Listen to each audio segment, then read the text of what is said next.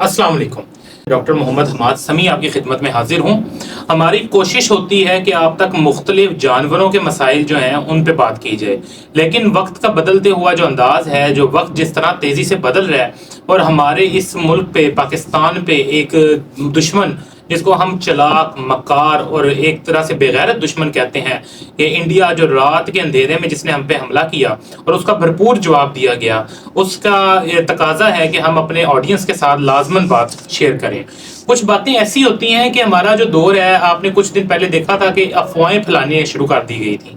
Social media और media को use किया जाता है, एआई जनरेटेड बातें होती हैं, उससे एक पैनिक क्रिएट कर दिया जाता है।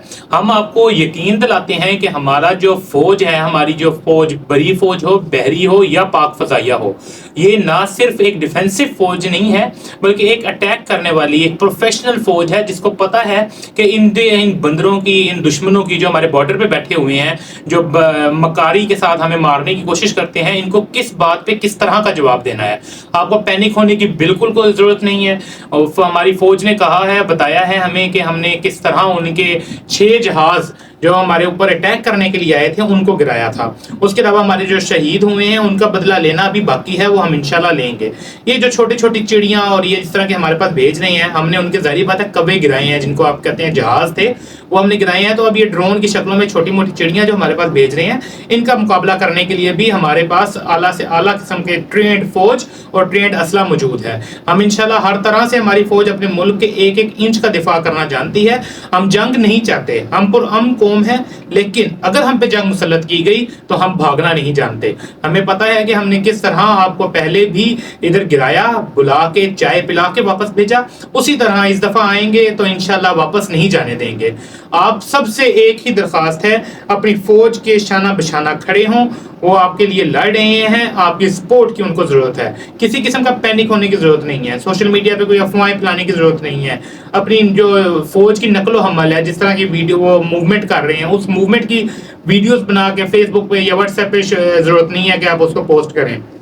यकीन रखें कि जो बेहतरीन रिस्पॉन्स हो सकता है या होना चाहिए, वो रिस्पॉन्स इंडिया को दिया जा रहा है और दिया जाता रहेगा। जब तक उनकी तरफ से ये उछल कूद जारी है, उनको उछल कूद का जवाब उन्हीं की जुबान में दिया जाएगा। हम जानते हैं कि तुम कितने जोगे हो, हमें पता है कि तुम क्या कर रहे हो, इसलिए इंडिया वालों से भी यही गुजारिश है, यही हमारी बात है कि इस बात को बढ़ाओ मत। ये इधर इस खित्ते में ये जो जंग है, ये बर्दाश्त नहीं की जा सकती, ना इस खित्ते के लोगों के लिए और ना इस दुनिया के लोगों के लिए। लेकिन अगर तुम जंग मुसल्लत करोगे तो तुम्हें ईंट का जवाब पत्थर से मिलेगा, बल्कि अब तो हम ये कहेंगे कि अगर पत्थर मारोगे तो जवाब ईंट से मिलेगा। इसलिए अपना बहुत ख्याल रखें, इस तरह की सूरत हाल में हमारे साथ जुड़े रहें, आप तक हम इंफॉर्मेशन भी पहुंचाते रहेंगे। लेकिन आपसे गुजारिश है, पैनिक नहीं होना। आपकी फौजें अपना काम कर रही हैं, आपका जो अपना करने वाले काम है, डेली रूटीन के काम है, वो करें।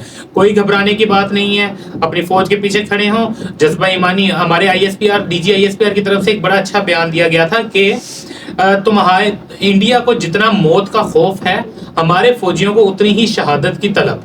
इसलिए हम शहीद होने के लिए पहले ही तैयार होते हैं, हमारे फौजी हर तरह से तैयार हैं और इंशाल्लाह हम अपने एक एक इंच की, अपनी फ़िज़ाई हदूद की, अपनी बहरी हदूद की और अपनी ज़मीनी हदूद की तहफ़्फ़ुज़ करना जानते हैं और करेंगे। पाकिस्तान जिंदाबाद, पाक फौज पाइंदाबाद।